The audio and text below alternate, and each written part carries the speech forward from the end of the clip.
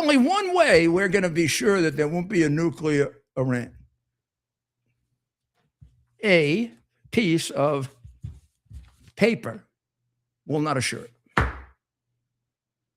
What is it worth if Ayatollah No Face puts his signs it, Ayatollah Upa Dupa?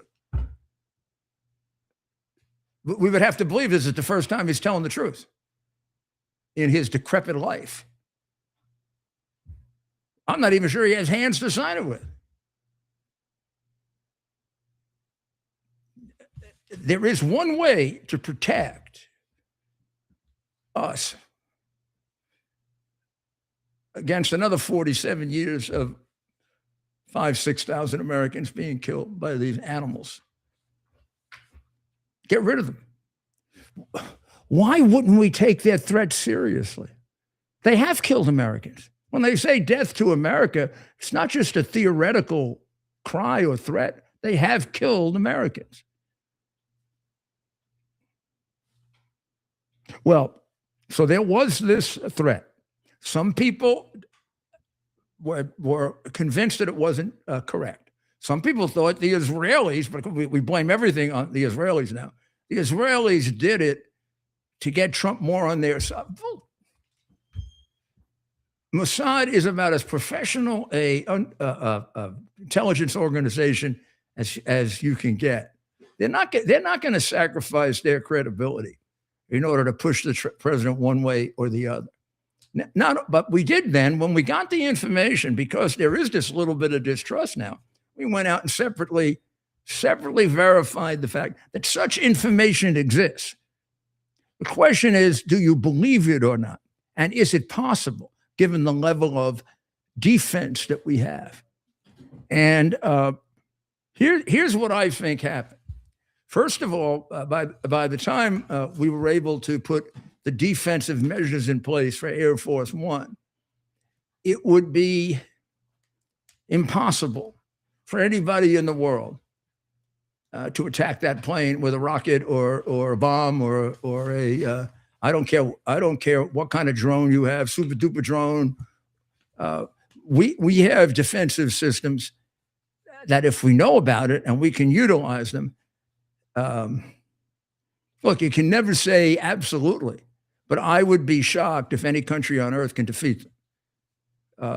I do not think Russia has nuclear weapons, but Russia is certainly not an advanced, super advanced military power.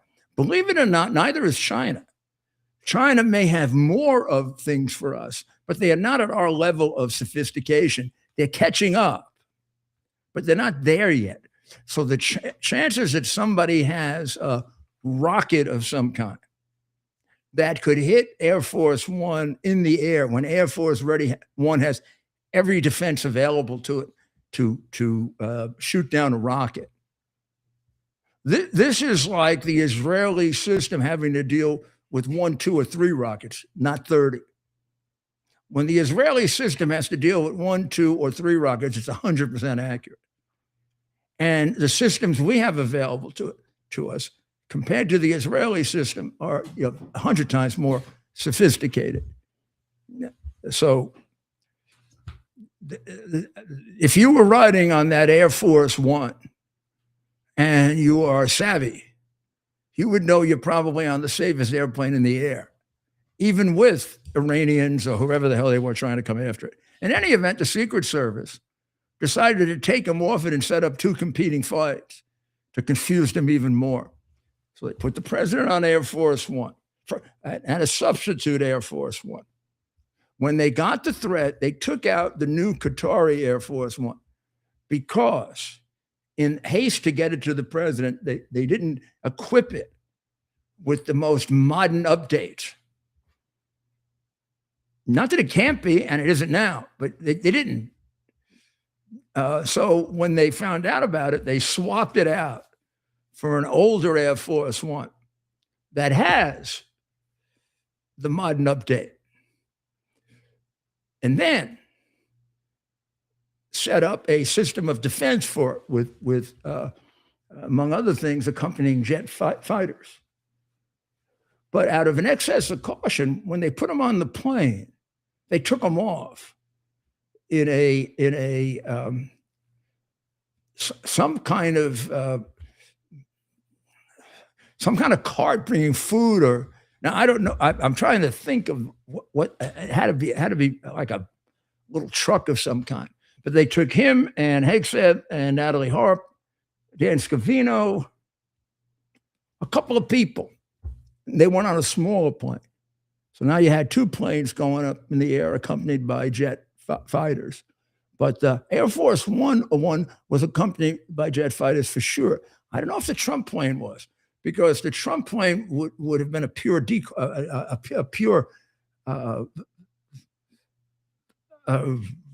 completely false target. They want to make it look like. Now if they put fighter jets around it, they sort of point it out, right? So I don't know what exactly they did, and it isn't good that all this gets out about it. I'm telling you this because I want you to be reassured, and because it's been repeated 40 times. But if I knew this only myself, I wouldn't tell you. Although I don't think it gets them very far to know that we have defensive systems that can defeat them. I think they know that. And I think they don't need much motivation to work as hard as they can to try to defeat them, which is what they do. The president, I think this is a silly article. The president, well, there are a lot of silly articles. The president wants them to go back to using steam catapults on the aircraft carriers, and it's going to cost a lot of money. And it's like, why should he interfere like that? As if these reports. Well, it happens to be superior to what they have, safer for our pilots. It allows us to deploy our air power on an aircraft carrier much faster. Do you know the Japanese lost the Battle of Midway because it took too long to change their airplanes? They had their fighter planes below deck being refueled. They had their major bombers on the deck because they didn't expect an attack. So those smaller fighters would have been able to go up in the air and contest with our fighter fleet of planes that accidentally came upon, 3 out of the 5 or 6 existing Japanese aircraft carriers. And it sort of evened things up in a situation where we were way behind Japan because they destroyed our aircraft carriers. We destroyed a lot more of theirs in one day in the Battle of Midway. And you've got to watch the movie, the older movie. The newer one is good too. That movie is one of the best and most accurate war movies. It's like watching a documentary, except it's about 10 of the greatest actors. It does for the Navy what The Longest Day does for the Army and the Marines. But it does give you the strategy of Admiral Spruance, who at the last minute took over, and as there is often in these great victories, there is an element of luck that took place, and maybe even with the Japanese fighters coming up, we came upon them so quickly. Didn't realize we didn't realize we were going to come upon 2 or 3 of the Japanese aircraft carriers as we're flying, I think, to go to one of the islands to do a bombing. And they had no idea that we were there. So immediately we see these, and opportunistically, our great fighter pilots who are like 19 and 20 years old, sweep down. Japan has 6 aircraft carriers. One had already been disabled. Within 3 hours, 2 were gone completely, and a third one would take another year to repair. In other words, they were down to 2 aircraft carriers. Wow. It turned around the battle. When MacArthur heard that, he said, okay, I'm going back now and taking the islands. And then he did. Took a year, over a year. Right. But he took them back. 1, 2, 3, 4. Now, there was a thought of skipping the islands and going right for Japan. But then they didn't know that we had an atomic, that we didn't know completely that we had an atomic bomb. And I don't think MacArthur and Eisenhower knew it until a little later. It was tremendously well kept secret. The vice president didn't know it. Truman takes over for Roosevelt, and they come to him and tell him, you may have to make a decision about using this doomsday weapon, which probably Harry Truman, who was a completely practical guy, must have said at first thought they were just kidding. But he deployed it about 6 months after he was president, or the year before he deployed it, he didn't know it existed. Well, but here's the thing. We deployed 2 of them. And so we could have done more, know what happened. You know what happened. Had more ready to go. So it's understandable. He did see, and this is Stephen, by the way, behind the scenes here. But if he didn't know what the firepower was like, he did. And we did it again, and it ended the war. No. By the time he did it, he knew. Yeah. But I'm telling you, it's really remarkable. And I'm also pointing it out because I'm not sure our general staff knew it that clearly. This was done, the Manhattan Project was done sort of off the books. And there was general knowledge, and there was even foreign intelligence picking up that we're working on something, and Germany was working on something. We're working on a master bomb. But nobody really had a concept of exactly what it was. And Eisenhower didn't need it in Europe because we were able to march in and take all of Europe back with ground troops. But if history is correct, and this is almost unanimous, Japan was not going to surrender after the second attack. And the emperor called in the general staff and the political staff and told them they had to do it. Well, I think that's a wise emperor, right? Yes. The emperor said, I don't know how the emperor either suspected or was aware. I mean, I don't know if Truman wasn't going to hit him 2 days later. Well, and a lot of he was going to hit them until they surrendered. Yeah, well, a lot of the rank and file Japanese, how they would be, go out swinging, right? Oh, of course, yeah. It does take wisdom. It does take wisdom to call them and restrain them. They are very disciplined people. So even though it was against their better judgment or their principles or whatever, that all changes when the emperor, who comes from their concept of God, tells them it's time to make peace. I don't know that the emperor wanted to make war. You wouldn't know because he wouldn't have let you know one way or the other. That led to MacArthur making one of the most brilliant decisions made by an American general or president against great opposition. And that was, as he put his foot down on Japanese soil, the first thing he did is go visit the emperor. And people said he should come and visit you, and you shouldn't visit him. After all, he conducted a war. And MacArthur said, I need to run this damn place. And MacArthur knew what he did. MacArthur knew that he stood up to the general staff of Japan and the general sentiment. And after the second atomic bomb, realized there may be no Japan left. And I'm telling you, Truman was not going to lose any more troops. They were telling him we could lose 1 million lives because the Japanese we're not going to get Japan until they do what Churchill promised to do to the Nazis. He said, you're not going to get Great Britain until we're all dead. You want Britain, you got to kill every one of us. And I'll say people Japan thought it was a boast. Hitler knew that Hitler's bête noire, Hitler's worst nightmare was Winston Churchill for 20 years. Winston Churchill would write about it. Winston Churchill picked him up when he first said he was going to conquer everybody. And it had to be that he was saying to himself, where did this smart ass come from? And now he's the head of England, and he's got the biggest building up military in the world on his side. So the Democrat Party has, in fact, gone completely insane. Now, we've covered that pretty effectively in the last 3 days and last week too, with the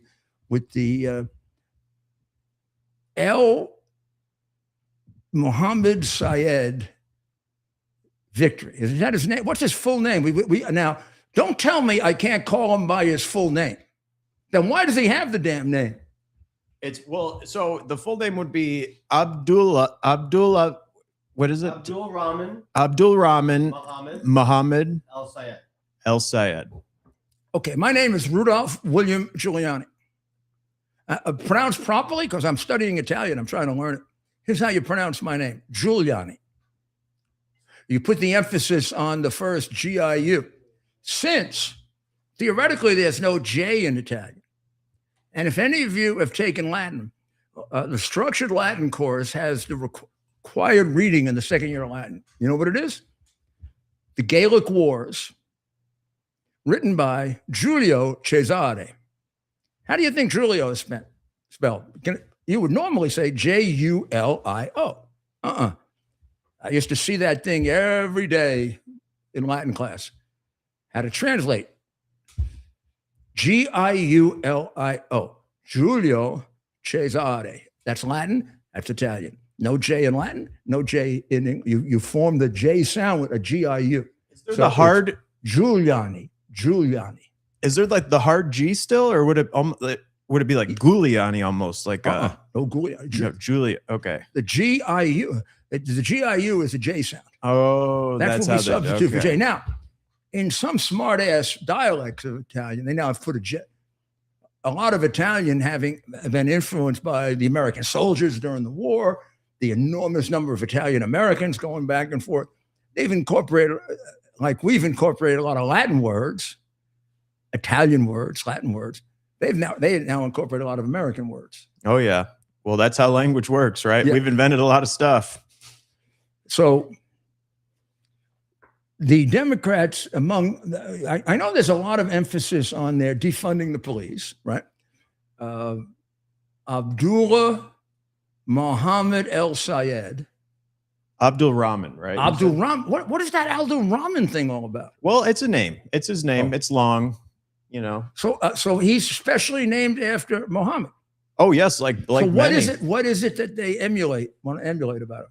About Muhammad? About Muhammad, the mass killing, or yeah, Muhammad the murderer, Muhammad a pedophile, Muhammad the person who attacked Christianity and Judaism, Muhammad who thought he was a more important prophet than Jesus. Yep. Socialized medicine, another one. I don't know if Muhammad was for that, but that's what Syed is all talking about. Well, Muhammad would be in favor of. That's what I mean. Yeah, socialized medicine, because if it ever got too expensive, he'd just get rid of the remaining Jews and Christians, and then he wouldn't have to provide medical service for them. Yep. And then taxpayer-funded transgender surgeries, all the radical staples. No, wait a second. Islamic. This is crazy. I know. Islamic extremist fundamentalists. Which let's be fair and clear about it. So there are almost as many Islamics as there are Catholics in the world, about 1 billion something, and maybe there are 200,000 more Catholics. That may change. The vast majority of Muslims aren't supporters of the literal reading of the Quran. They may not even know the literal reading of the Quran. And there's a good reason for that. The Quran has been reorganized in a way that it's kind of hard to find it all. And they've come up with a specious, dishonest theory about interpreting it, because they have reordered it chronologically. And they say the prevailing doctrine is the latest doctrine chronologically. But if you take the book in your hand, the book is a mishmash chronologically. The order of the book is not even vaguely chronological. The order of the book is the longest chapter first. It would be as if you took the Bible and Genesis wasn't the first book. Whatever is the longest book in the Old Testament would be first. And I don't know which one is the longest book in the Old Testament. Or the Gospels would be put in the order of the longest, which would give you no sense of the chronological development. Now, that's really important because you could split that thing in half. And they actually do. Some scholars call it the Mecca Muhammad and the Medina Muhammad. The benign, somewhat benign Muhammad and the completely terrorist Muhammad. But it really is chronological. Or you could say the first half of Muhammad's life, relatively benign. Second half, one of the great war criminals. Killed, we don't know how many, bragged about it, encouraged it, preached first. It just kept going like you shouldn't be friends with Jews and Christians, and you should kill them. And also a concept of the Last Judgment, that when Muhammad comes back or with Allah, if you read the Quran, the big shot is Muhammad, not Allah. He keeps using Allah as a kind of a device, but he doesn't use Allah the way Moses talks to the God of Isaac and Abraham, or Jesus deals with his father, God the Father. He uses him as a guy that Muhammad is kind of pushing around. And not to go too far down the rabbit hole. By the way, our friend Allah has a completely different existence as a pagan god of many, the god of the sun, the god of whatever. And I was just going to say, not to get too far down the rabbit hole, but this is what's coming to our country and many other Western countries. You better learn it. I was just in London, and it was a lot of, the Islamic prayers and everything, and it's all over our country. And like you were mentioning, Dearborn, Hamtramck, Michigan area. I don't even know how to get these things. You're going to have to. But the thing is, last night I was flipping around, I think on Twitter, and there's this guy on from Chicago guy. And he was going to downtown Chicago to lead a march. They're getting ready for a march for the Feast of the Assumption this weekend, because Chicago's a pretty Catholic town. And all of a sudden, in back of them are maybe 2,000-3,000 Muslims yelling and screaming. But they're not just yelling and screaming the usual Allah, Allah. They're talking about killing the Christians. Yeah, and not to bring it just right back to politics, but those communities, I was in those communities, they don't like the woke. They don't like the Democrats, the modern Democrats. The only thing they like is that the Democrats just hate Israel so much. That's like their one inroad they have with that community. Otherwise, they're rather conservative people, right? They cover themselves. I think it is amazing that I went through years of being, and Trump did, and Bannon, and all of us who now are being revealed in this report that's coming out. In which my friend Kara tells me I am the single most targeted person. I don't know if I am, but my instincts tell me that you are, and that makes perfect sense with what I've seen. You know, when they first went and got a search warrant on me, I always thought it was when they came and searched my house and my law office. Searching my law office, by the way, they should go to jail forever for that. Anybody who claims to be a liberal Democrat or a liberal Republican or liberal in the sense of understanding human rights, you can't search my law office. First of all, there was one client they were after of mine. It was Trump. I had others. And a lot of them had issues with the government. And I had very complicated clients. They weren't all wrong. And let me tell you, some of them were people that were being treated very unfairly by the government. Now the government comes in and spies on them. And I'll just speak on behalf of we the people here, and we need to have faith in our justice system. And when lawyers and you don't have access to justice, you have to know that when you go to a lawyer, it's like going to a priest. Yes, sir. If you go to a lawyer and you talk to the lawyer, you're not a lawyer. The system we have is horribly complex. The only fairness you're going to get as an individual citizen is if your lawyer can be sort of you don't have the legal knowledge. You're a lawyer, so you understand what I'm saying. But they don't have the legal knowledge. You become their brain for that. And you got to be loyal to them. It's hard with the law degree to navigate this complex bureaucracy and legal system that we have. And oftentimes when it's politicized, as we saw in your case and many other cases. I was shocked at everything they did. But the thing I was the most shocked about was they raided my law office and not a single bar association, not a single legal group defended me. Oh, what about Judicial Watch?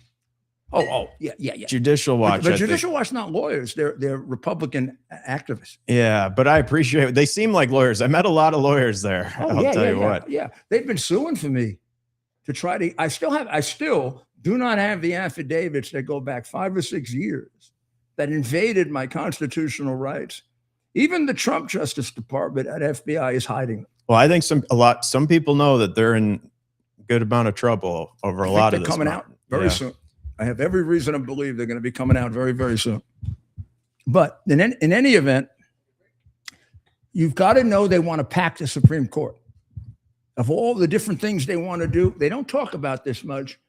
But the liberal Democrats turned on Roosevelt when he did this. And Roosevelt is the god of liberal Democrats. I'm sure these people, he's some kind of a Nazi or something, or comp or whatever. But they turned on Roosevelt. The Democrats wouldn't allow Roosevelt to do it after he won a major victory. He won a landslide victory.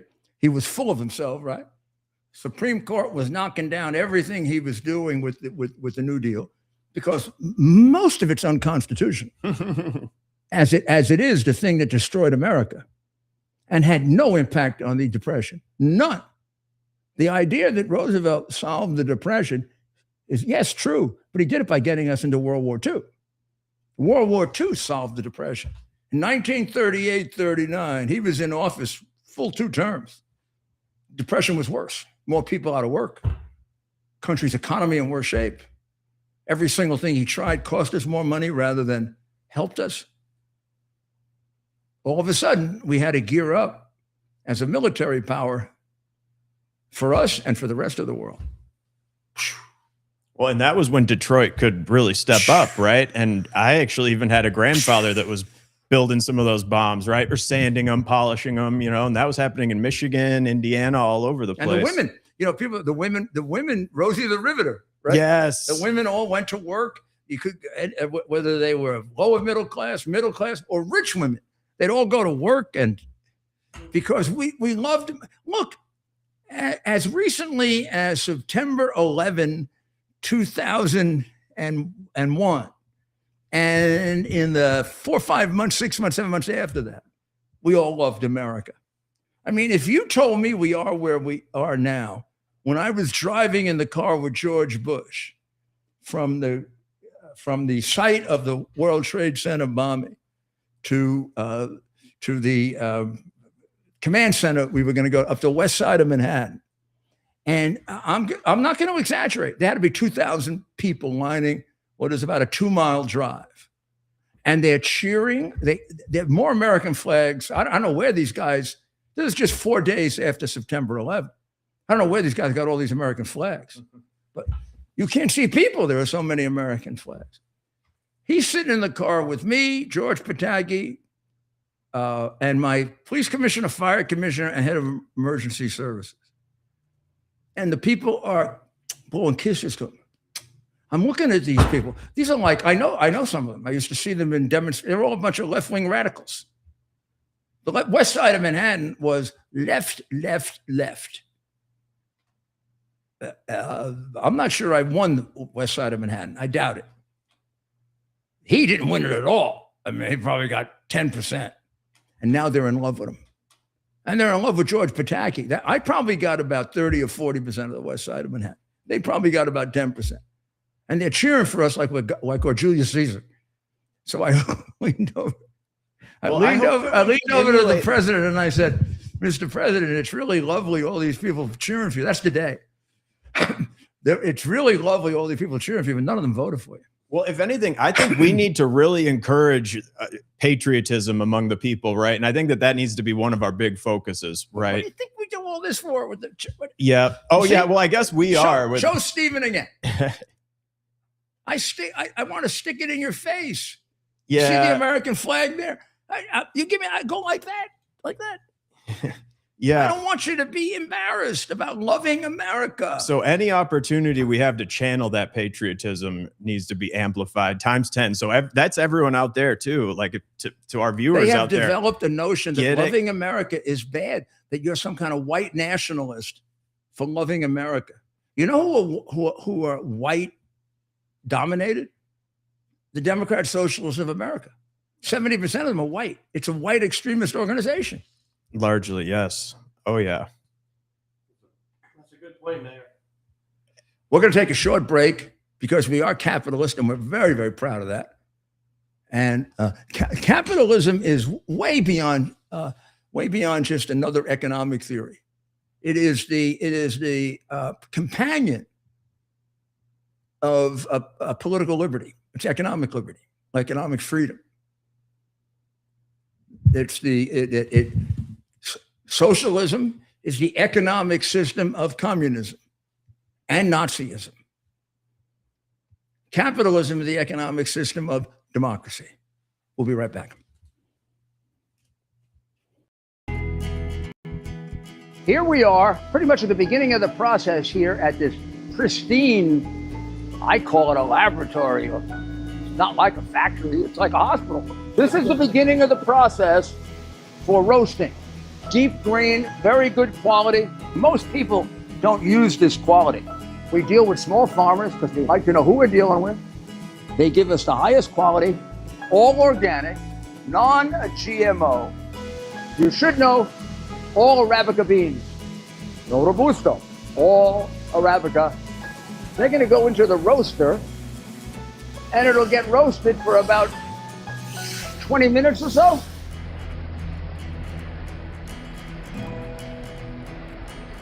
Oh my goodness, look at these. My goodness.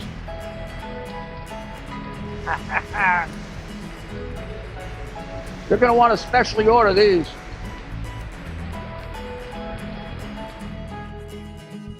This is what goes into Rudy's coffee. Tunnels to Towers Foundation honors America's greatest heroes. Heroes like the dedicated public servant, Josh Bischoff. Josh began his firefighting career as a volunteer and quickly rose through the ranks to become CAL FIRE's assistant chief of tactical air operations. Josh was driven by a deep sense of purpose and a passion for serving others. His leadership earned him great respect across the entire state of California and beyond that, until tragedy struck. And two helicopters collided while fighting a California wildfire. Josh was killed in the crash. He left behind his wonderful wife, Cheryl, and their two children, Derek and Juliana. The Tunnels to Towers Foundation paid the Bischoff family's mortgage immediately, lifting a financial burden and enabling Josh's family to focus on healing after unimaginable loss. Josh's family is committed to honoring his memory by living with the same drive, the same joy, the same patriotism, and the same purpose that he did. Honor and help heroes like Josh and their families who've sacrificed everything. Donate $11 a month. Are you ready for some action? I'm ready for action. Get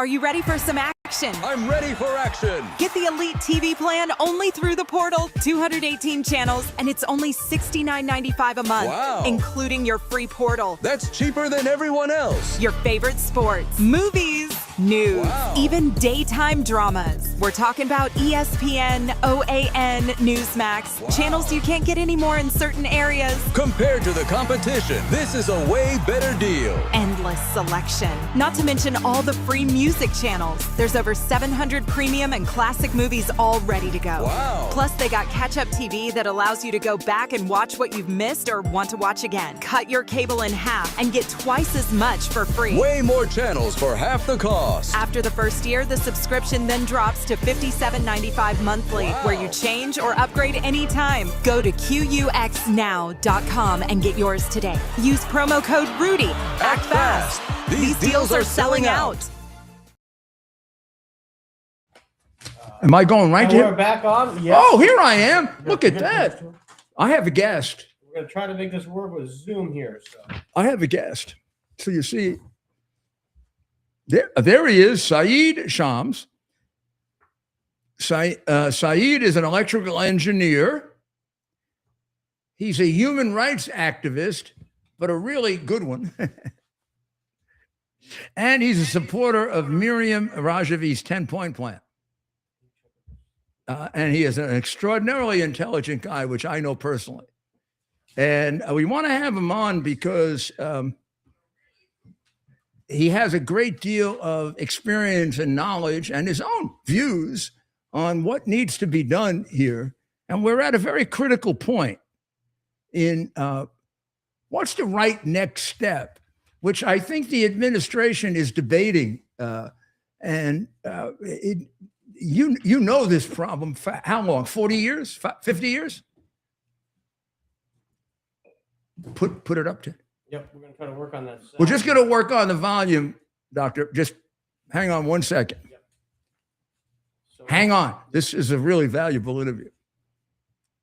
These are the people you have to listen to in order to grow. I'm talking to my audience now, but you've got to listen to people like this to grow your knowledge of this, because you get an awful lot of propaganda. And here we're going to get it from somebody who's lived this for a long time. Tell us a little bit about your background so the people know the experience you have.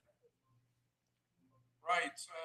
Well, as you said, I'm an electrical engineer and also a specialist in imaging as well. However, I have been, as you said, supporter of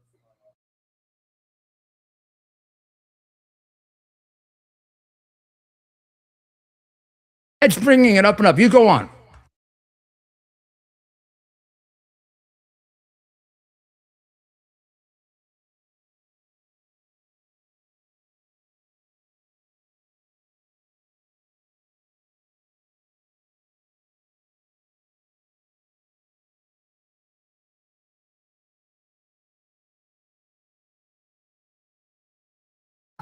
Thank you. Really hard to. This is not the time to not have energy. This is the time you got to be ready for in fighting good shape.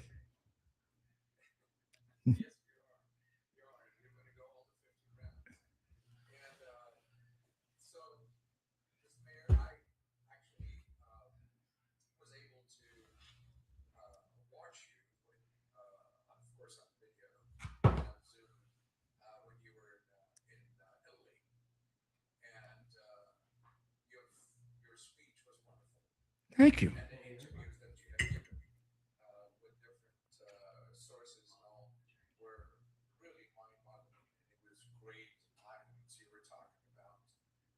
how you were talking about, what is the alternative?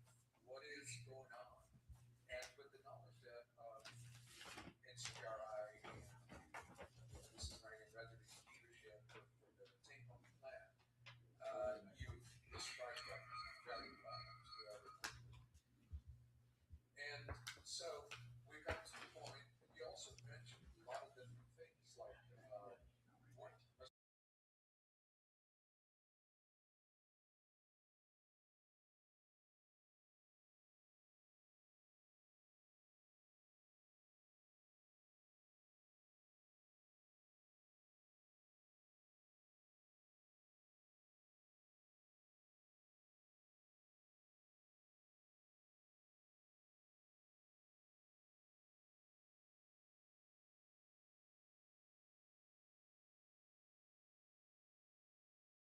good deal of it, and it was really excellent.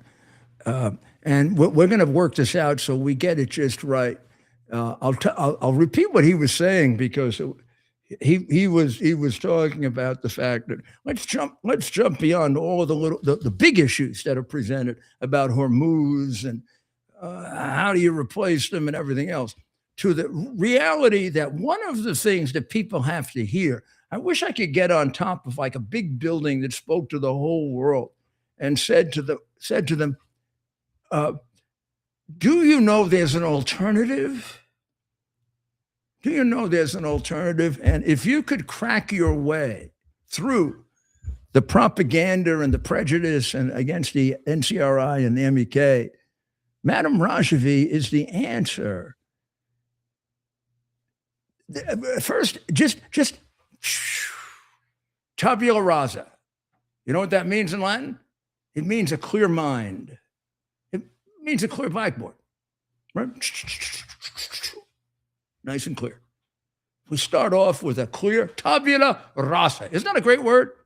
Tabula rasa. There she is, Madame Miriam Rajavi. Now, there are a lot of little prejudices that could start immediately. You look at her and you see and you say, oh, is she some kind of Muslim? No. This is the way she grew up. She's very respectful of that. But this is a woman that understands human rights in her heart. You dress any way you want. She doesn't have anything over her face, but this is part of her tradition. And I've told her, oh, take it off. They'll all understand you better. And she said, well, this is part of me. I want to be authentic. And I'm going to object to that. This is exactly what we need in world leaders, authentic. She is, as you see, and we are, all of us in her movement and me and you, we know what a woman is. She's a woman. She's got more guts than 90% of the men that I know, 100% of the men that I know, 98%. Of the men that I know. She got a judgment that's equal to anyone's. And she's got a heart that's so big. Oh my God, for her people. I've seen this woman stay up 2-3 nights in a row when we're trying to get her people out of Iraq and get them to safety, first in Italy and then in Albania. And we lost some people on the way. She's never forgotten that, nor have I. Every time I'm ill, and it's been a couple of times in the last year, I mean, she's praying for me every day. I mean, if I got Catholics and Protestants and Jews and Muslims praying for me, it's got to work, right? I mean, in fact, God is probably saying, come on, leave me alone. I got the message. I'm sorry. I shouldn't. Probably that's a blasphemy or something. I mean, I don't know if you can talk about God in sort of humanistic terms, but in any event, she's ready to guide them to democracy, and then step aside if necessary. Now, if she steps aside, I'll go crazy, because she should guide Iran for a couple of years. But if she doesn't, or if she does, she doesn't. If she can guide them to a general election. And I have no doubt she can do that. Will you trust me, please? Have I been wrong about anything? Come on. Don't think about the time. Think about were the Bidens compromised by Ukraine? Were the Bidens compromised by China? Was the hard drive for real? Did I get it from Russia? Did I get it from the Jewish people? Now that's the new one. I got it from the Jewish people. I mean, this is unbelievable. Hunter Biden and Tucker Carlson are now allies, and you know who their common enemy is? Jews.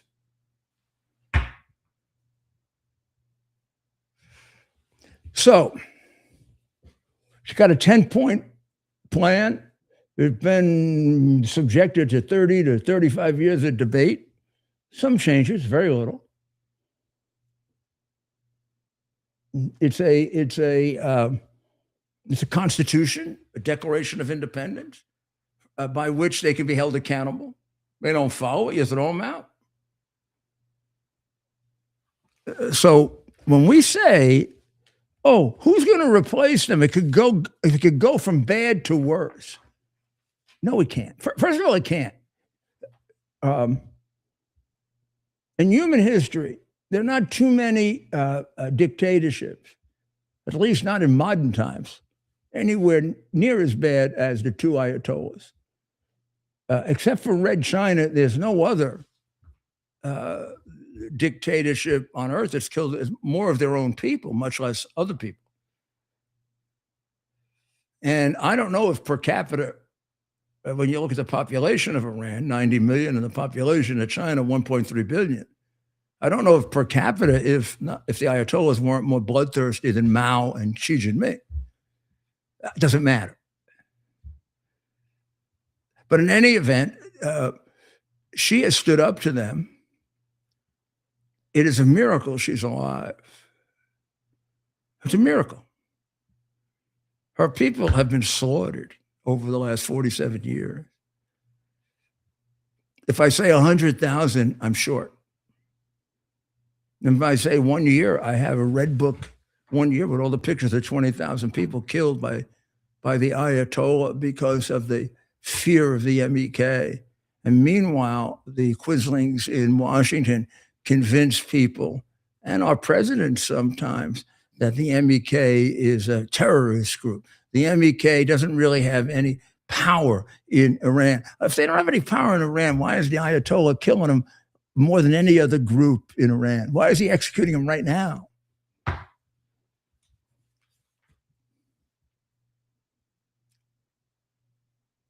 They are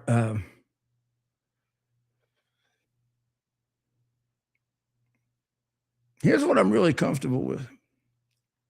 If you could get those animals out, the regime of terror,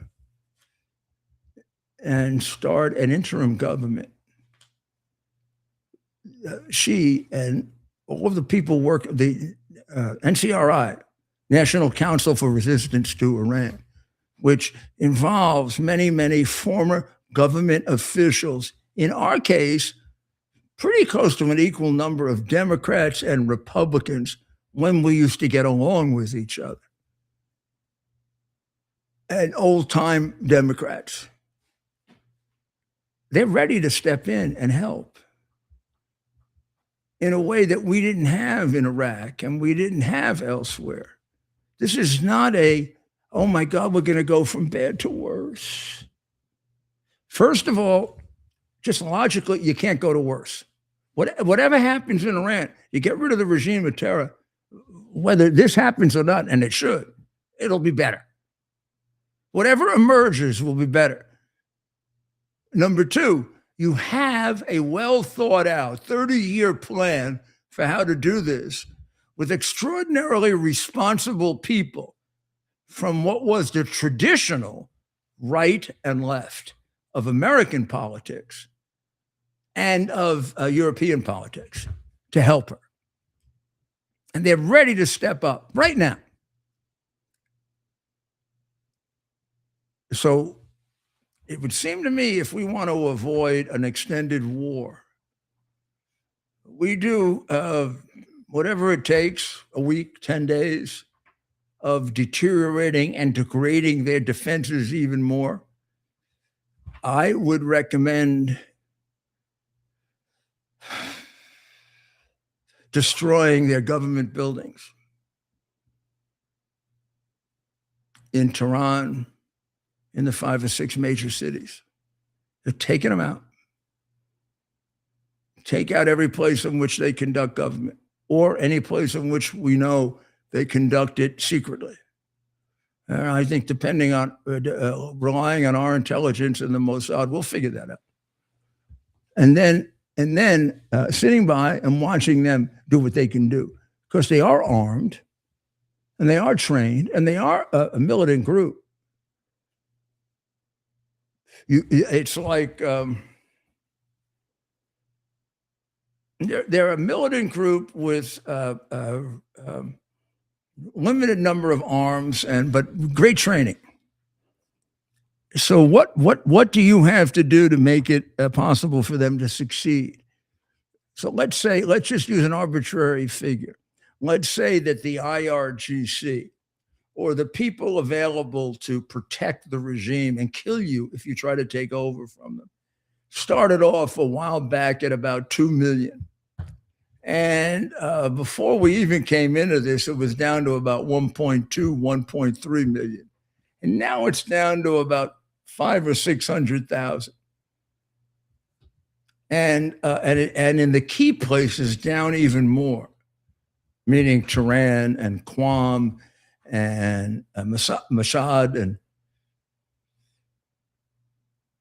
so let's say that the number, I'm just using this for purpose of illustration. Let's say the number now is about 700,000. And let's say that they have enough people and enough arms that they've been storing for 30 years to deal with about 500,000. And that'd be comfortable for them. Let's get it down to 500,000 from up there. We got people down here. They can tell us what to do up there. Let me know the number. What do you need? What do you need wiped out so you can walk in and take over? I am a very, very big advocate, but I don't get to sit down with all the geniuses and people with all of the information. But I'm a little bolder than they are, and probably a little older and more experienced. And I am convinced that this is an opportunity that we're not going to get again, and we're just going to consign the world to more dictatorship, more threat, possibility of Muslim takeover if we don't take advantage of this opportunity. Here's the opportunity. You go in and you destroy the government structures in 5 or 6 of the major Iranian cities. This is a scaled back version of what Truman did to the Japanese. In the case of the Japanese, really you were playing to the emperor. You had to show the emperor, we're ready to destroy your country unless you surrender. Because they wouldn't surrender, and the emperor did after the second attack. America thought they might need 2 or 3 more.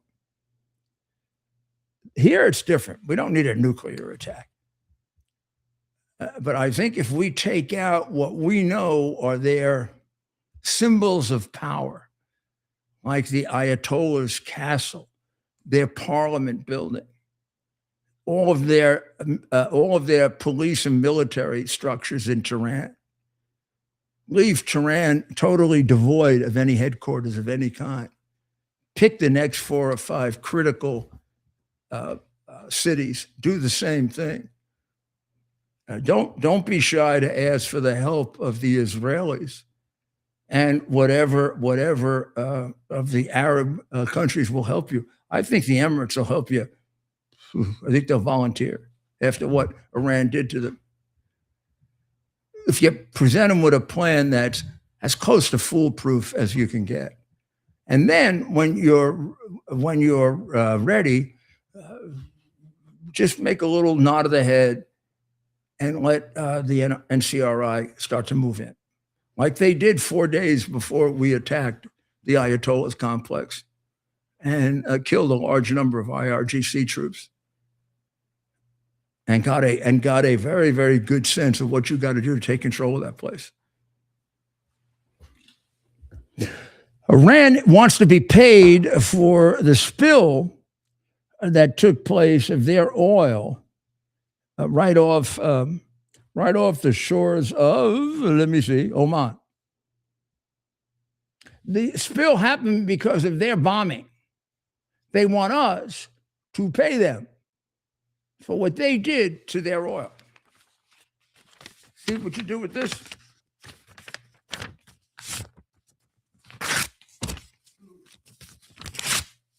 Hey, Ayatollah, if you're alive or whoever something for you, it's a place to stick this. If you still have it. Iran also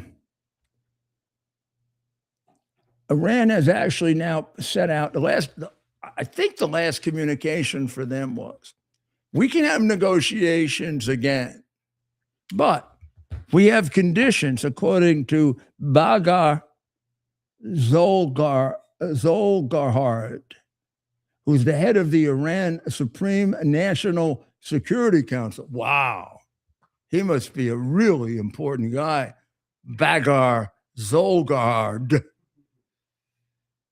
So he resigned, actually, but before he resigned, he laid out the following conditions. We'll talk to you if you permanently end the war, you withdraw from the region, you lift the naval blockade, you release the frozen Iranian assets, and you compensate us for war damages.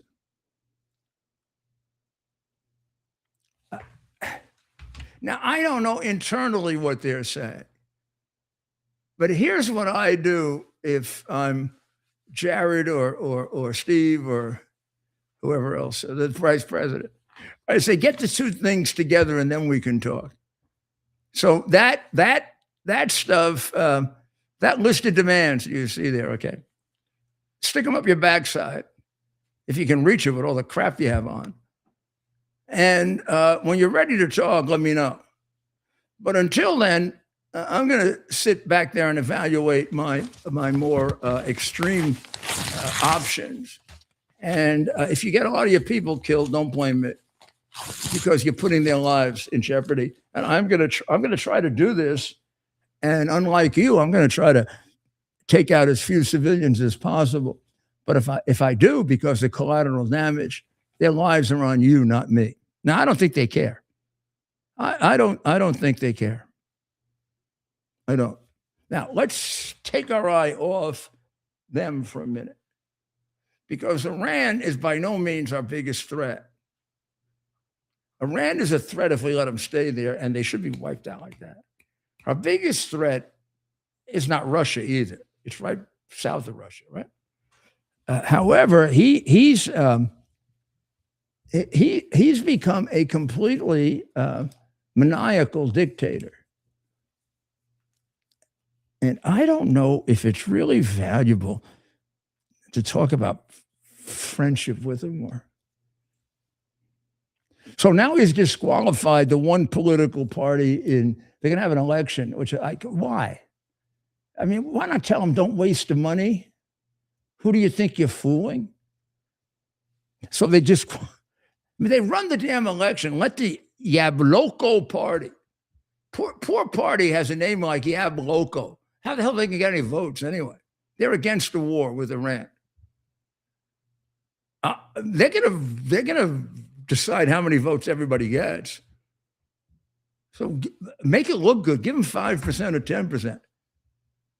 You know what Putin did? Putin, who Tucker Carlson interviewed him, and Putin got Tucker to sit on his lap and gave him a baby bottle like this. It was like stuffing a baby bottle in Tucker's stupid-looking head. So Putin has eliminated the Yabloko party. They're not even making a pretense of it. He has an election in which he has no one disagreeing with him. Whoever gets elected supports. Does he even have a title any longer? Other than, is he president, vice president, prime minister, head of the party? Dictator, right? Maniacal dictator. I think what he'd really like. I'm not sure he's a communist in a complete sense of the word communist. I think the religious part is complete bullshit. And I think the patriarch is complete bullshit. Kirill. He's a disgrace. He's a disgrace to the robes that he wears because he justifies mass murder. I've never seen a religious leader do that except someone under the control of the Russian atheists. I don't think that Putin, I interpret Putin as an insane Russian nationalist. I don't think he wants to recreate the Soviet Union. I've always said this. If you read him carefully, he wants to recreate he wants to be Peter the Great. If anything, he has delusions of being a czar. Now, the czars were no better than the Russian or not much better than the Russian dictators. They probably were a little bit more mixed, meaning there were some that were more merciful than others, whereas Stalin was just pure destroy them all. But in any event, I think if you want to interpret and understand Putin, you got to realize there were aspects of communism that he didn't agree with. Here's one really big one, and it's not the economic system of communism. Russia doesn't follow the economic system of communism right now, and it doesn't follow the economic system of capitalism. It really doesn't have any economic system. It follows the economic system as a one-man dictatorship, trying to run an enormously complex economy and ruining it. I don't know what you call that. Screwed up economic system, that's what you call it. But what he is, somebody who wants to bring Russia back to its imperialistic days of glory. Now that's predating the Bolshevik Revolution. That's going back to the czars. So that's why his lust is for Ukraine and Belarus, not necessarily Poland. Would he like to have Poland? Yeah. Does he realize that Poland would probably be more trouble than it was worth? Well, suppose he took Poland, which we would have to take on NATO to do it. They'd spend every day rebelling. Now, I don't know that he's reflective enough to realize, and he's not, that he's got himself in that position with regard to Ukraine. If he were to win, he will lose. If the Ukrainians somehow are forced to let him have all the territory that he took, plus that little bit more that he wants, they'll spend every day, every hour trying to undercut him. They'll become terrorist groups, like happened in Northern Ireland with the Catholics. They're beyond now being intimidated for their desire for freedom. They've come to self-realization that it's not worth living if you have to live under a dictator. So this is a problem for him no matter what. The Russian people are beginning to realize it. And that's why he eliminated the opposition party, because he doesn't want that debate in his election. He doesn't want the Russian people hearing the other side of it, and therefore affirming probably their own internal feelings about it. Okay, let's look at a domestic problem really quickly. There is in the New York Post a very, very good group of 3 or 4 what are called case studies. These are case studies of young people who at various times were trans. And it's a tragedy. It's a tragedy because this should be solved not by politics, not by politics or even religion or morality, or should be solved by science, right?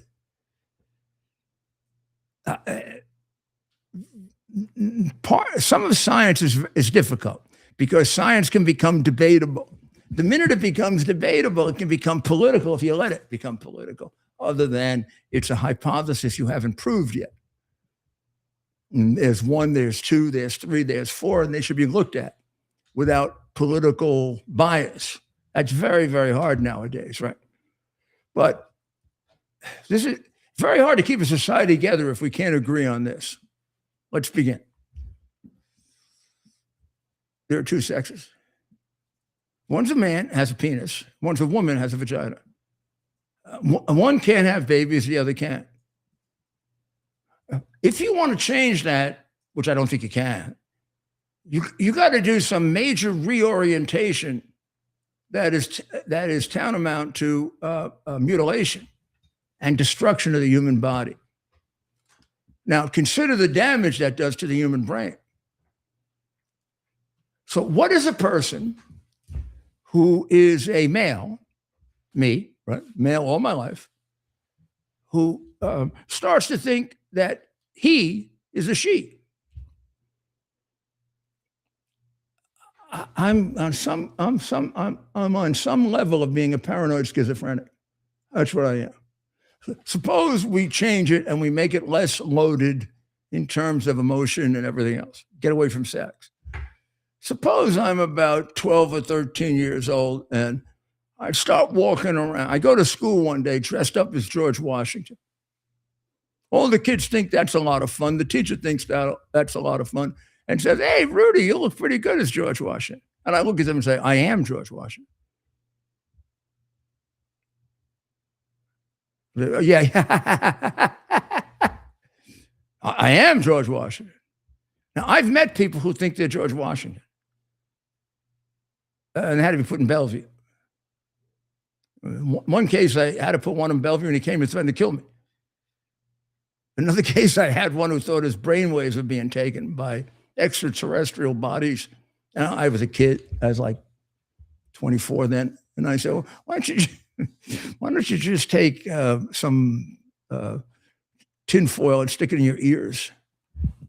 Have you ever been to Williamsburg, Virginia? Oh, sure, yeah.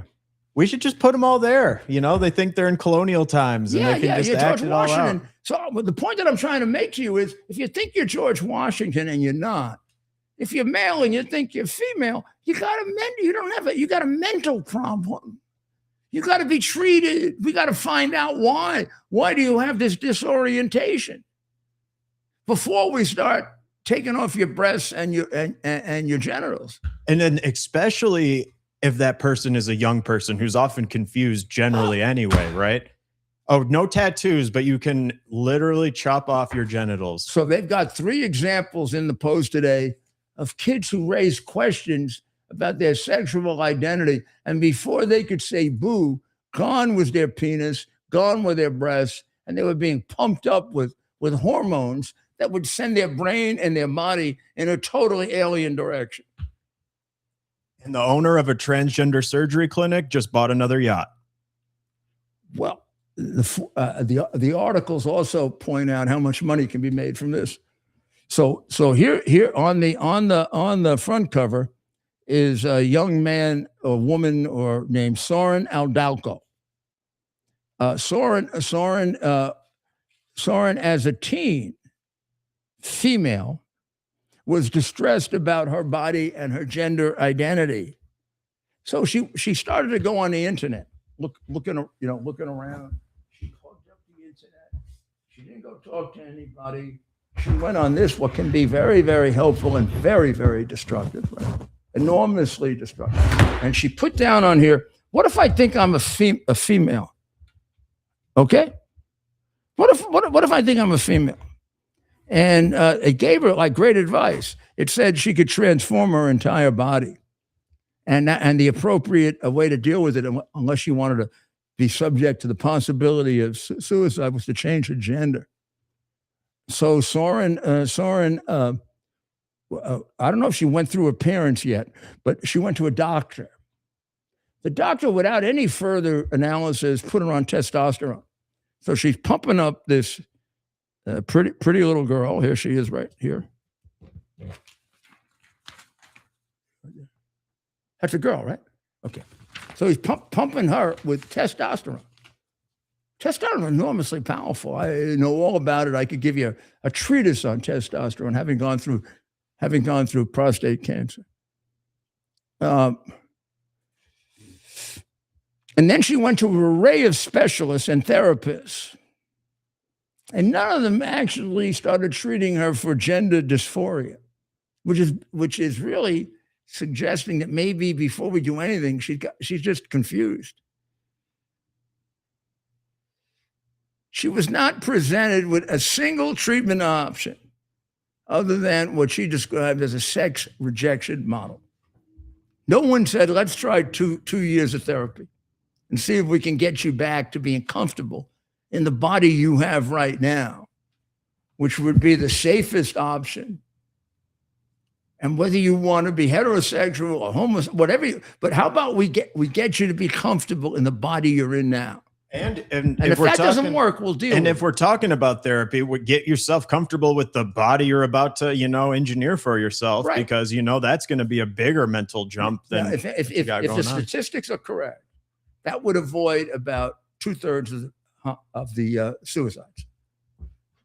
Because the suicides don't largely take place because the person, the little girl who thinks she wants to be a little boy, doesn't end up committing suicide if you don't make her a little boy. Much more often by 3 to 1. The little girl who you're making of a little boy gets over on the other side of the equation. And then about 2 years later, starts to think about suicide and commits it. Well, and what a despicable marketing practice to say, would you rather have a dead son or a trans son or whatever? Well, you know how they say they that? frighten the hell out I of the think parent. that now, is why do they low. do this? It's an ideology? I don't think so. It's the 20, 30, 40, 50, 300, 500,000 they can make for it. And if you think our medical profession is all a bunch of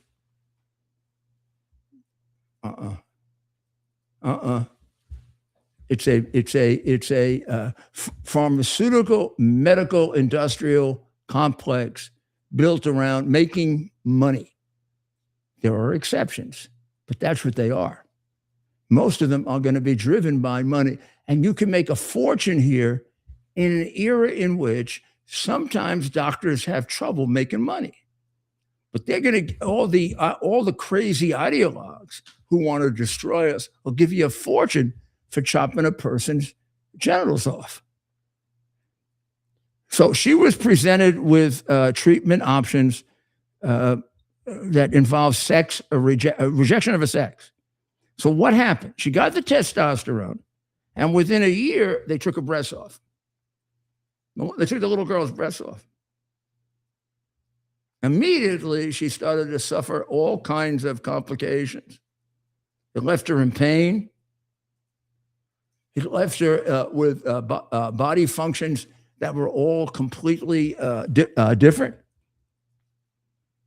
And not a single person advised her that maybe her treatment plan was wrong.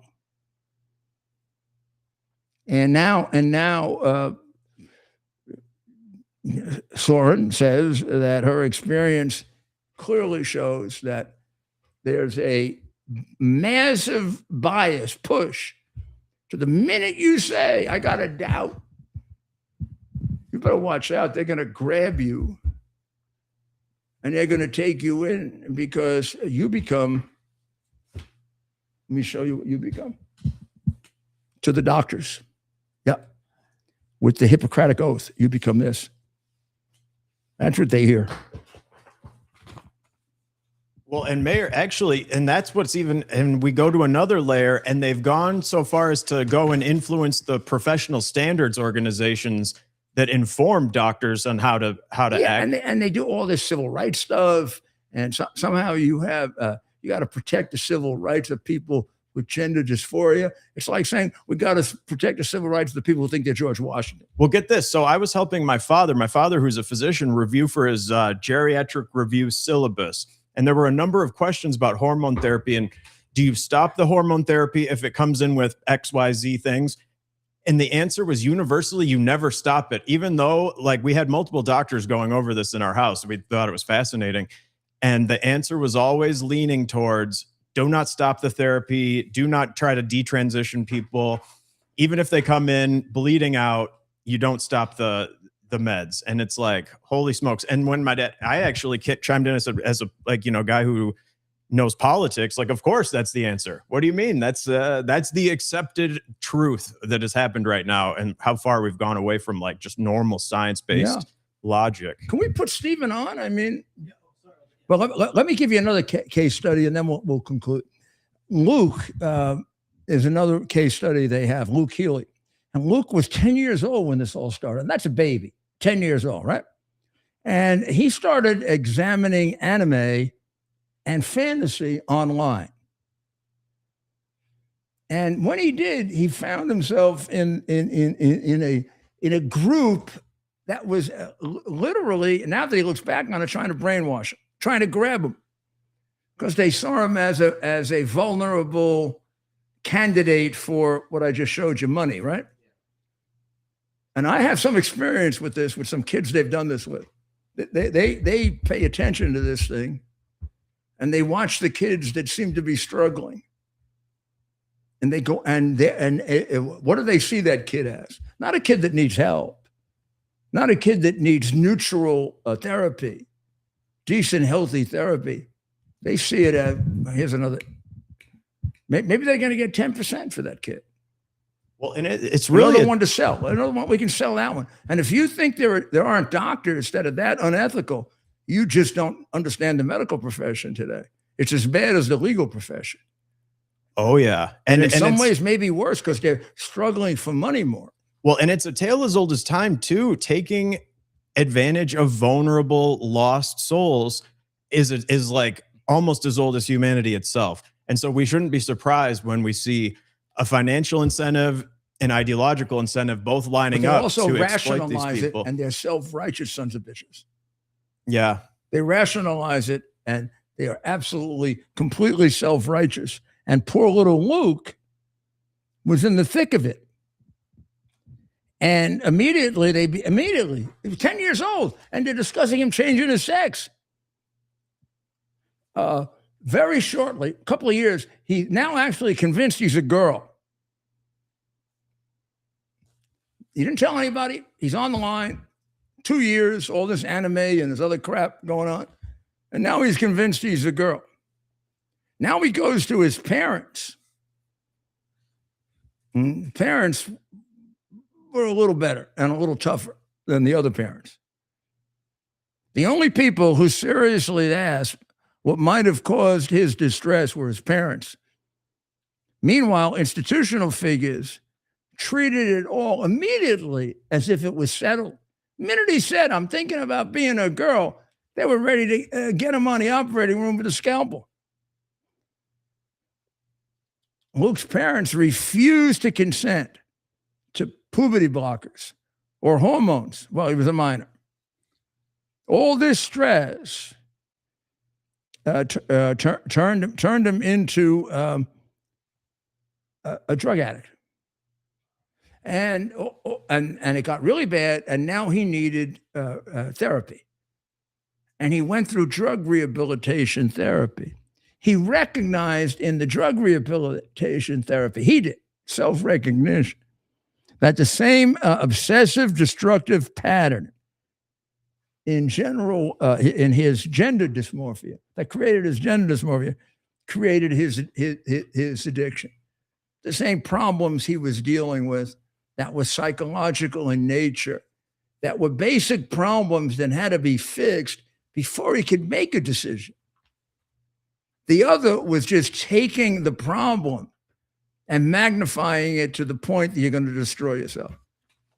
And nobody would tell him that until he finally got into addiction treatment, where the addiction treatment experts are not financially motivated by getting you to change your sex, because that's the only way they're going to make money. Well, they are financially motivated, but not in that way, right? Yeah. But that is where most people end up getting their mental health treatment, is in addiction programs, because so much of it is self-medicated. These people self-medicate, they get addicted, and then that is where they eventually find the help for their underlying mental issues. And if you can get lucky enough with people who will self-medicate you as a way of transitioning to talk therapy, and then to actual therapy, and then the deep therapy, and and they move you off that way. They titrate you off. Those are the really good people. And when I was a prosecutor, I had a whole group, and when I was mayor, I had a whole group of organizations that I certified for that purpose. Because way back when I was a kid, my wife was a drug rehabilitation counselor when nobody knew what the hell that was. She was a psychologist. And I used to go to the programs, and she taught me a lot about it.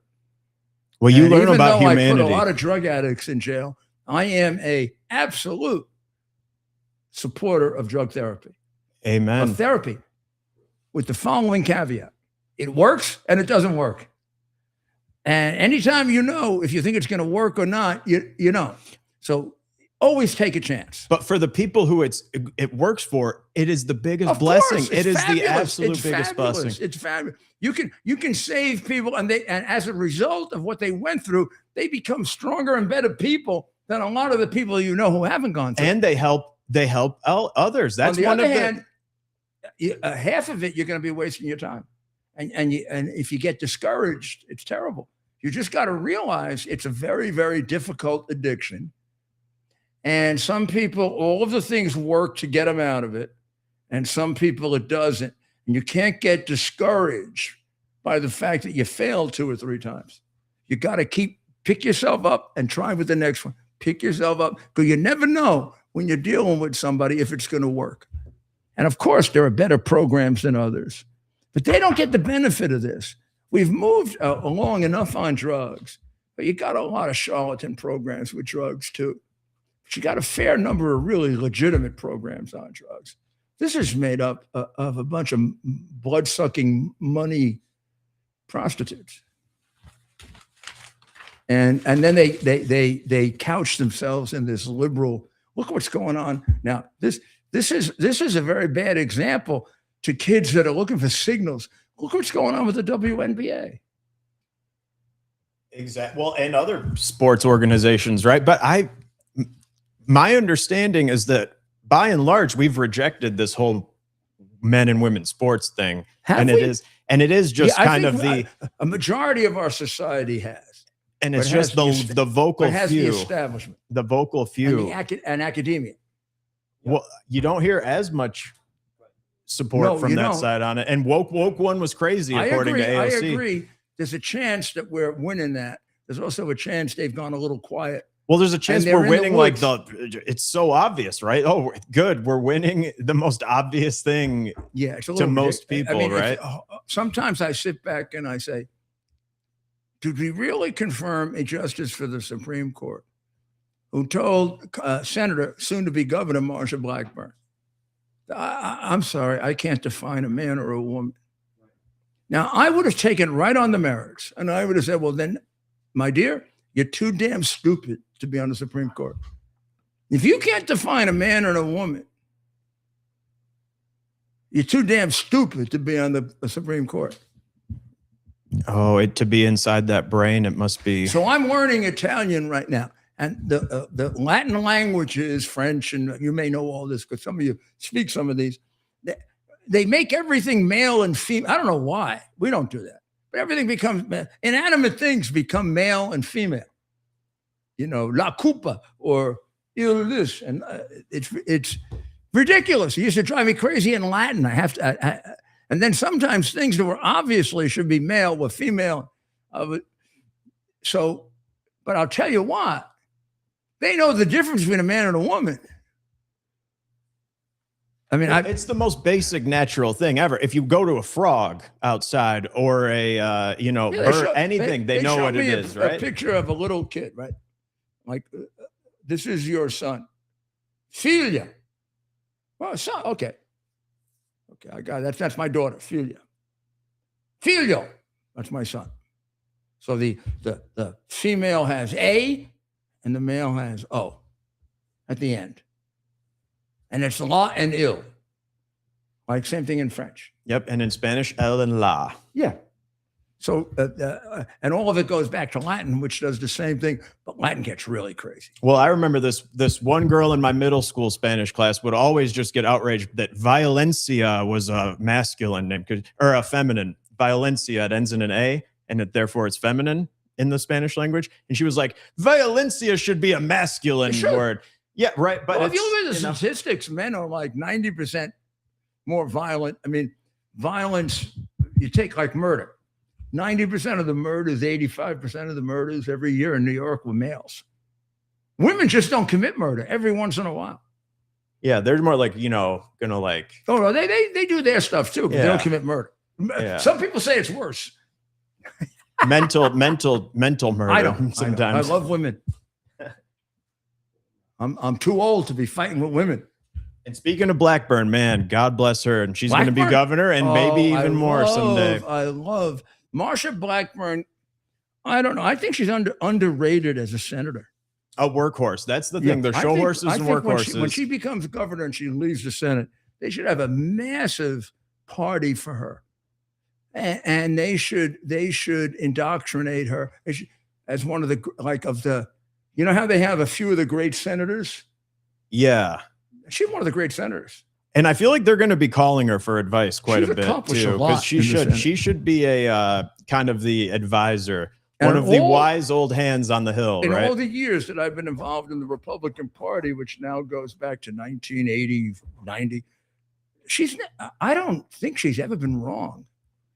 I mean, as far as I was concerned, she's never done anything like crazy or. I've had like minor disagreements with some Yeah, I don't things, but even no, remember by if and I large, did. and Oh, that those are just substantive, because she has actual substantive policy knowledge on so many issues that she can actually get nuanced and find something to disagree with And me I've had about, right? I've had a lot of contact with her. It's not as if I've gotten to know her really well. I've worked with her on a lot of things. And, but in a way, it's a little unfair. You almost take her for granted. So they're giving me signs and signals. We should someday not focus on me. We should have the camera just showing you the two of them, and I'll talk. Behind the And scenes. then you'll see what I have to go through, the signals like this. Go back to me. Well, they put up signs, right? We put up. They put up signs like this. They'll put up a sign. Can you see what it says? Yeah, there you go. Maria Babash. I can see that. She's on the phone. Maria's on the phone. And poor Maria could be in a bomb shelter. You better shut up, dopey, and get her on the phone. I love the surrogate mom, and I'm rooting for her. Isn't she pretty? Absolutely. So the surrogate mom, this is a very interesting case that only can happen in modern America, right? So these two parents I guess they can't have a kid, or they don't want to have a kid, or the woman doesn't want to go through pregnancy and have a kid, which I don't know what kind of woman, is so scared of delivering. Maybe she shouldn't be a mother if she's too scared of delivering. I think it's probably that she just can't, right? Probably. I don't know. But Nosheen Gilkar and Omar Ahmed wanted to have a baby. But for reasons undisclosed, they didn't want to have a baby in the way that from the beginning of time, people have babies. Maybe they couldn't. So they decided that they would get a surrogate and stick an egg in the surrogate. I don't know if I like that to start with. I know. Liberals love it. And even conservatives have to make believe they like it. Otherwise, and Trump had to make believe he likes it. But isn't there something weird about it? Like, there is a small pro-family component to it. Yeah, but come on. We have enough kids we can adopt. I agree completely. What do we got to go create a kid in this manipulated way? So we create an egg, right? I tell me if I'm right about the science of this. We create an egg. It gets fertilized by the sperm of Mr. Jones, and he fertilizes the egg of Miss Smith, and then they put it in Miss Johnson. So the DNA composition of this egg are these two people out here. Yes. But it's in her womb. And now it starts to develop. And I guess they've been able to successfully, many times, produce a child out of this. It turns out that this little baby, now called Gabriel, like the angel, not this angel, this is Michael. He's like a killer, this guy. He kills the devils. And Gabriel's like a sweet angel. This guy's a real warrior. That's what I have him there for. You see him there? So Satan sees him, goes away. He's not gonna deal. But Gabriel is like the sweet little angel. This is baby Gabriel. So baby Gabriel is sitting there, right here, in the womb of this nice lady. I don't know. She sounds like a nice lady who got paid money because she's very poor to do this. Now, in the contract, she probably didn't even read it. It has all this boilerplate. You know what boilerplate is? The stuff that lawyers put in that they try to encourage people not to read. And don't give me this crap because somebody signed it, they read all of it. 90% of people don't read all of it. I do, which I'll tell you stories about sometime. But most people don't read it. In this contract, it said that this was the property of those two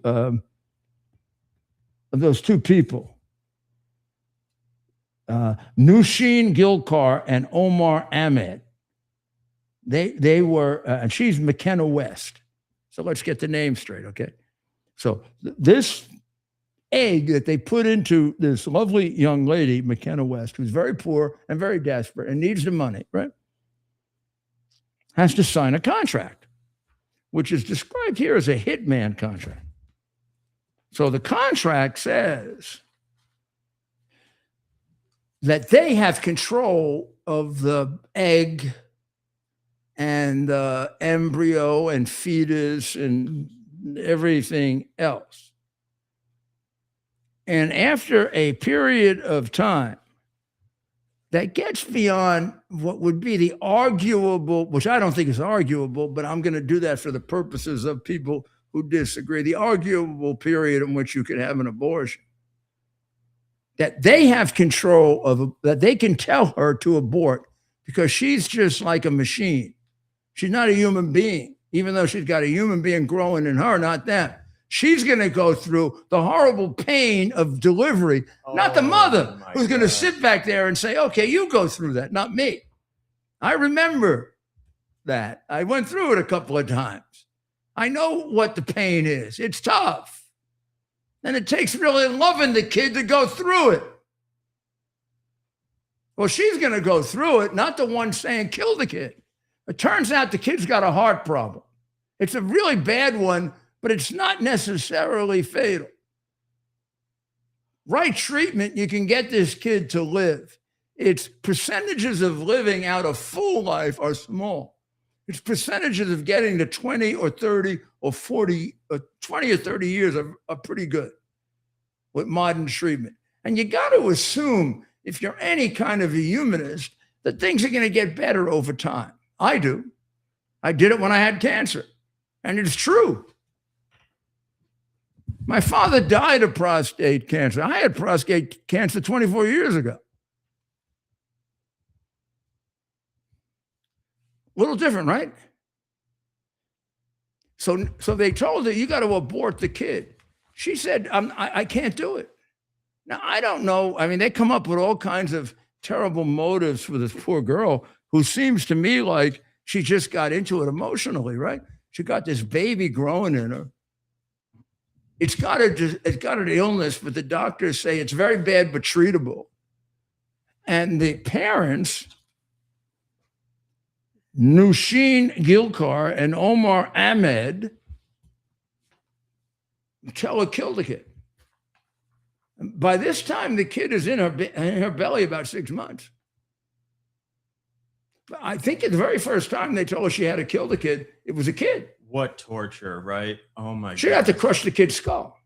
Yeah, take that thing in there that I'm communicating with in a certain way and just literally connected to. Yeah, kill it. Boom. And then as the debate legally went along, by 8 months, it's a human being. Oh, but kill her anyway. Or kill her anyway, because she's going to be like a real problem for us.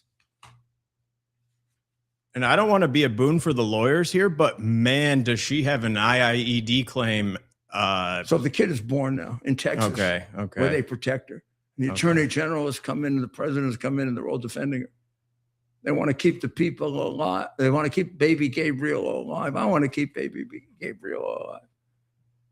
Oh my goodness. I just think I think one of the reasons why you're in the difficulty we're in today, and I don't care what you think, because we killed too many of these babies. Like we slaughtered them. We're a homicidal country under these left-wing maniacs. Well, I was going to spend some time on the red, green, brown war. That's the one that Mandami and Piker and give me his full name, Syed Mohammed Ramin Ubidubi. What's his name? Abdul Rahman Mohammed Al Sayed. Does he agree to anything that's American?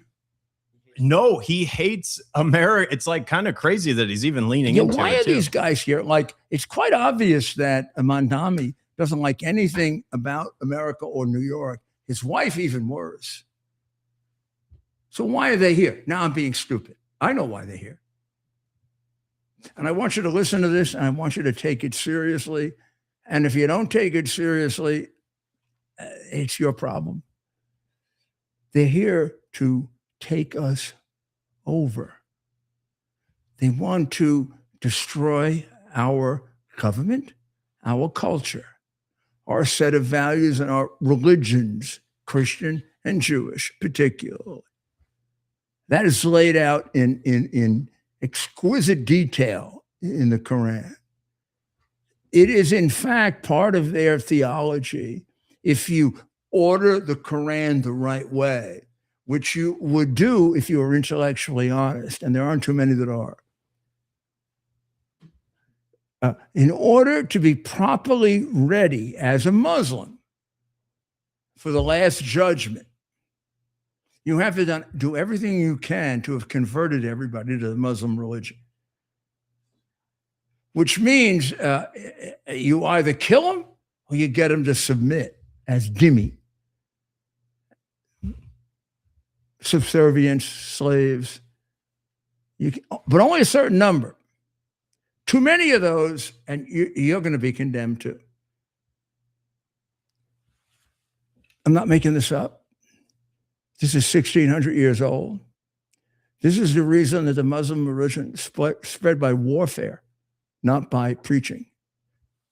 Christian religion, Catholic and all of its Orthodox, Protestant, spread by preaching. Paul was a preacher. Peter was a preacher. Bartholomew was a preacher. Andrew was a preacher.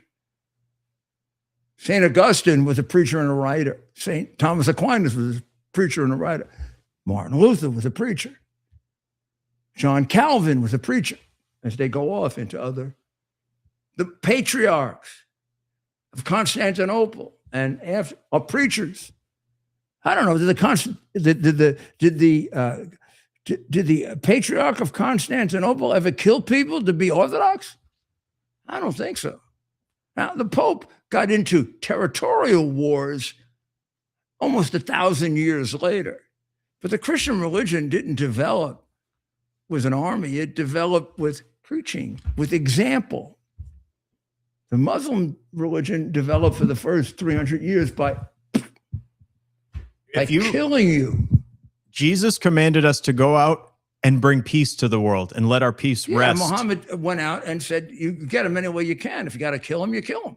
Particularly Jews and Christians who are completely all screwed up. Particularly Christians. You know, I know they hate Jews tremendously, but do you know in the Quran the hatred that Muhammad had was greater for Christians because of the Trinity?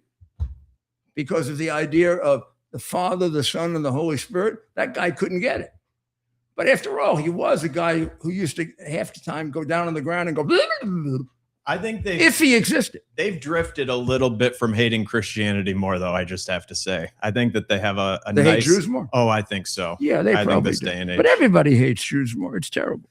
It's terrible. So there's a great movie. We're going to spend more time on it when we come back next week, because I don't know where it is right now.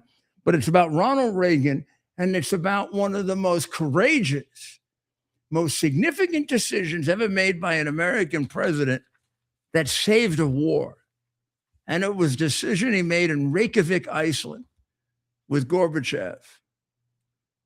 I have sat at that desk just to feel it. Sat at the desk that Reagan was at in Reykjavik when he said to Gorbachev, no, I am not going to give up what you described in a very ignorant way as Star Wars. I'm out of here.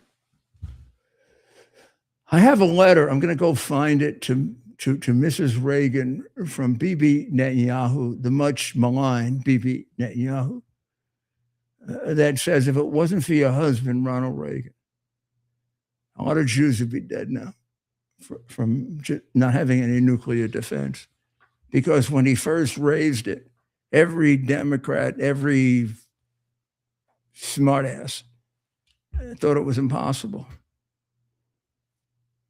It's the theory and the practice that Ronald Reagan fought for that is part of the Golden Dome, Jacob's sling, or our nuclear defense, the protection we have for Air Force One. And Ronald Reagan, who was probably the most underestimated president in American history, maybe Trump, maybe, it could be interesting historically. I wish I have the energy and competence to write that book comparing the two of them. Ronald Reagan used to say, and I used this once on dopey Joe Biden, who before he was completely gone, was the stupidest man I ever knew. I used to say, why do you resist Star Wars? Well, let me just ask you a question. Can a missile, if I make a better missile, faster, better, there's a missile up here, can I shoot it down? Sure. Well, now you just acknowledge to me that you understand what missile defense is all about. It's all about staying ahead of the other guy. They create a missile. We create a better one that can find that missile and boom, shoot it down. They put a missile down here that we're gonna miss it. We create the ability to search for it down here. They do a missile underground. We create an ability to look underground. But what we're doing is we're trying to eliminate the possibility that you can do damage to the world, destroy the world by these satanic weapons. Isn't that a good thing? Shouldn't we all be supporting that? Shouldn't we all be saying, my God, none of us really understand science completely, including the scientists who are the worst because they're kind of like Eve in the Garden of Eden. Sometime I'll explain that to you. I'm just putting it out there but the reality is that if it wasn't for that, you know how many Israelis would be dead today if it wasn't for Ronald Reagan? So he wrote that letter to her before she died. I gave it to her. He wrote the letter to her in about 2014. And the letter said, if it wasn't for your husband, 20,000 Israelis would be dead for sure right now. So he lives on. The woman cried. Loved him deep, she loved him deeply. And so there's a movie coming out. And like we went to see The Odyssey, this could be better. This movie is about Reykjavik and Ronald Reagan and Gorbachev. And it says, now I don't like this because I think this is a little bit of a left-wing review. And it's really sad when the Wall Street Journal becomes left-wing. But it says that Jeff Daniels, who plays Reagan, is better than Dennis Quaid, and that Dennis Quaid was too much like horseshit. Dennis Quaid was perfect. Screw you. Okay, when has this movie been out yet? I don't know if it's out yet. I'm fascinated to see how Jeff Daniels plays Reagan. That's going to be interesting. Let me get this straight. Ronald Reagan says to Secretary of State George Shultz, in the brink of war, of all the places on earth you could pick for a meeting about the fate of the human race, you pick a haunted house in Iceland? I've been in that house. I wish I have a picture. I got to find it. I bet it's beautiful, right? No, it's not. No. Outside. You go outside. Oh, of course it's beautiful. But it is like a little bit of, I could see Ronald Reagan walking in there with his great sense of humor. I worked for him for 3 years, right? And this was when I was U.S. attorney, so I was a little more removed from him, but I still used to go see him. I can see Ronald Reagan kidding around about it. I can see Trump kidding around about it. If they wanted this, it's like a little cottage that just about gets in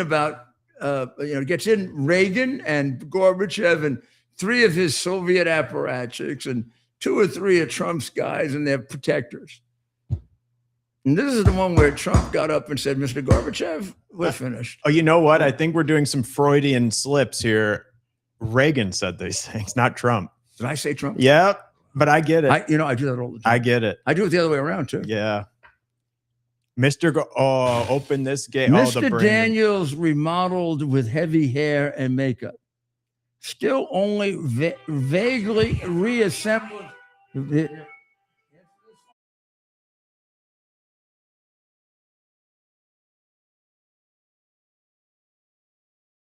Get rid of me soon. Now, here's the part that I object to. Mr. Daniels is a more secure, confident actor than Mr. Quaid, and doesn't feel the need to overcook his impression. I thought Dennis did a great job playing him. And I have nothing against Jeff Daniels, but I want to see how much better it is.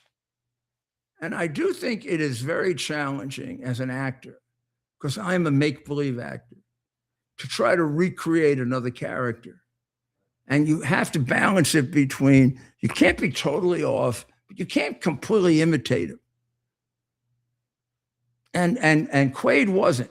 So I'm going to now, under stress, because I won't get fed, I'm going to cut off so we can come back. We can come back on Monday, alive and fed and with proper nutrients. But it can be a great weekend. I want you to remember that this is the weekend on Saturday of the Holy Day of Obligation for the Assumption of the Blessed Mother into heaven. Now, there are only several holy days of obligation in the Roman Catholic and Orthodox Church, and this is one of them. This means that you go to church that day like it's a Sunday. It gets a little complicated because it's a Saturday, and this time you don't have to do it. However, you should, so that you can spend a little time learning more about the Mother of Jesus Christ, who was taken up into heaven and is there for you to ask for her help and her guidance and her getting you to heaven, and who came to us and told us about the danger of communism. That's her apparition as Our Lady of Fatima. There are several, going back to the early church, pre-Orthodox split, pre-Protestant split, of Mary coming to us to warn us. Our Lady of Fatima, Our Lady of Lourdes, Our Lady of Mount Carmel, which goes way, way back. But Our Lady of Fatima came to the little baby, little children, the little wonderful children in Portugal, and warned them about the danger of communism and the danger of Russia. And it used to be at the end of the Latin Mass, the Mass that isn't said anymore, or except in certain places, we prayed for the conversion of Russia. I think we should pray for the conversion of Russia again, because Russia has a patriarch that is a monster, who's being used as a puppet of Putin to justify the destruction of the Ukrainian people and of them as Orthodox and Roman Catholic Christians. So I was, as a young man, very, very dedicated to Mary. I wanted to be a Montfort priest. And they have a very special dedication to the Virgin Mary for the conversion of the world.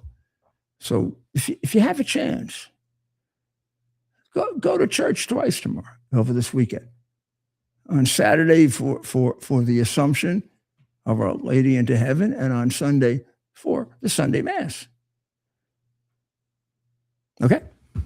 Now, if you're Jewish, you're probably not listening to me, because hopefully you're having your Shabbat dinner, and you're going to go to the synagogue tomorrow. And if you're a Protestant, you're going to go to church on Sunday. And if you're Greek Orthodox, they celebrate the Assumption too. I got to get myself into a Greek Orthodox church. I'm ordering a missal so I can figure it out. But I'm doing all that because it is so important to get spirituality and to get God back into America so we can start thinking about why are we here? What are we supposed to accomplish? What are we supposed to do with this world? It's on us. It's our obligation. We can't give it up. And you can substitute another religion. Please don't, but you can't. But it's only through religion and very, very deep philosophy, Aristotle and Plato, and recreated even better by Augustine and St. Thomas, that you're going to get there. So pray for the president. The stress on the man is inhuman. Pray for him. Pray for the people of Israel, the people of Iran. Please, because they're right in the middle, and the people of Israel in particular, the chosen people. And they are the chosen people. And that is what we inherited as Christians. We are tied to them like we are tied to our grandfathers. So stop the Jewish hatred. Stop blaming everything on them. No, I did not get the hard drive from Bibi Netanyahu. And most importantly, God bless America. It's our purpose to bring to bear the principle of common sense and rational discussion to the issues of our day. America was created at a time of great turmoil, tremendous disagreements, anger, hatred. There was a book written in 1776 that guided much of the discipline of thinking that brought to us the discovery of our freedoms, of our God-given freedoms. It was Thomas Paine's Common Sense, written in 1776, one of the first American bestsellers, in which Thomas Paine explained, by rational principles, the reason why these small colonies felt the necessity to separate from the Kingdom of Great Britain and the King of England. He explained their inherent desire for liberty, for freedom, freedom of religion, freedom of speech, the ability to select the people who govern them. And he explained it in ways that were understandable to all the people, not just the elite. Because the desire for freedom is universal. The desire for freedom adheres in the human mind, and it is part of the human soul. This is exactly the time we should consult our history.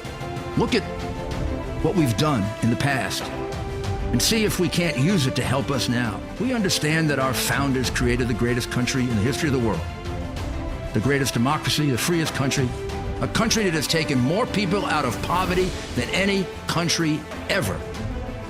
All of us are so fortunate to be Americans. But a great deal of the reason for America